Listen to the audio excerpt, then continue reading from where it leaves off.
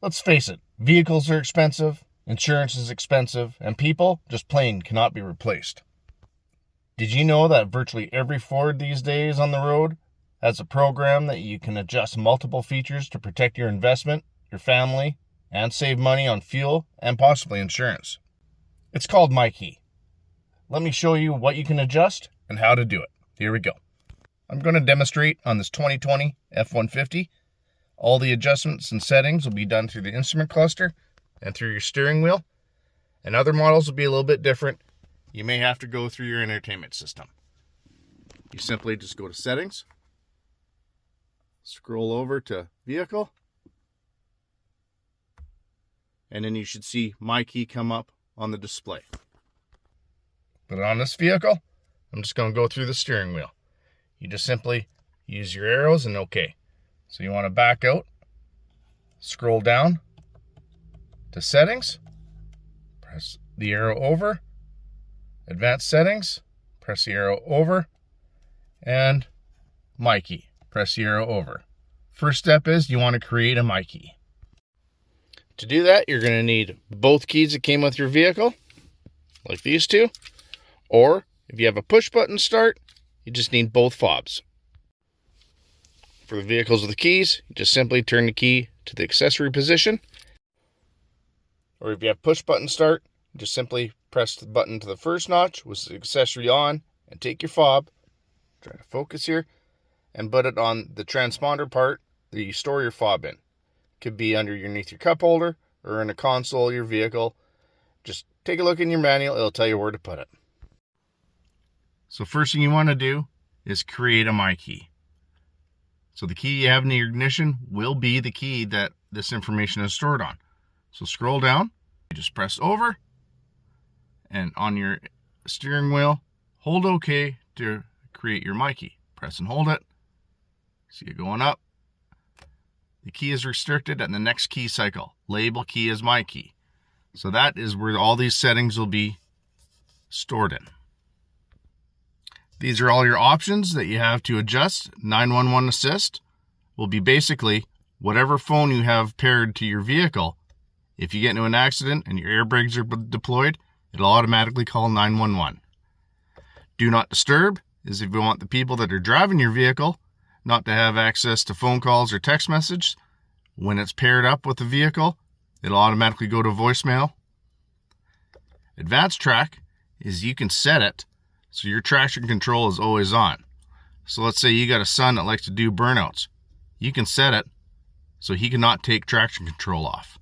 Therefore, basically ruining his fun on doing burnouts with his buddies.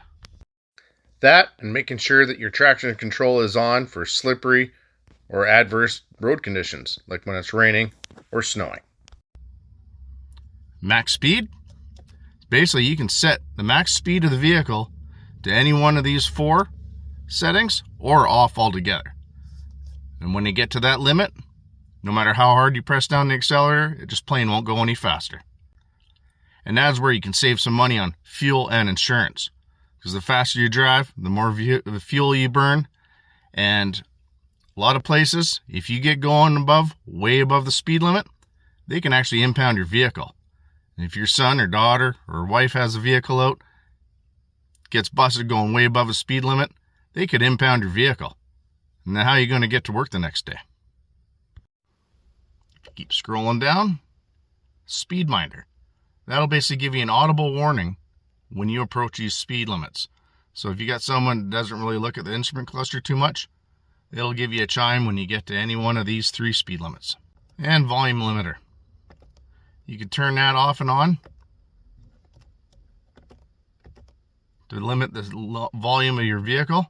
Because if you got the music cranked, you're not going to hear any, sirens behind you, or even if your vehicle is making some unusual noises. So you can limit the volume to a safe limit, even protecting your hearing.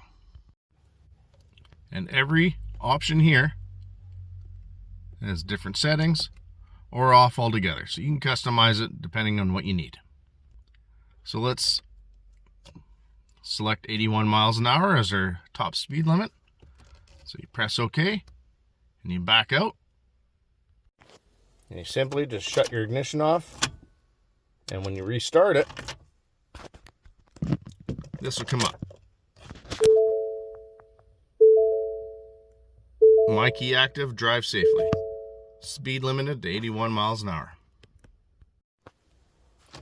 So now, whoever uses that key can only go 81 miles an hour. But if you take your other key that you use, turn it on, that won't come up. Your key is now the administrator key. So only you, with that key, can do adjustments to the settings. Let me show you. So I'll take that key out, put the key in that we programmed.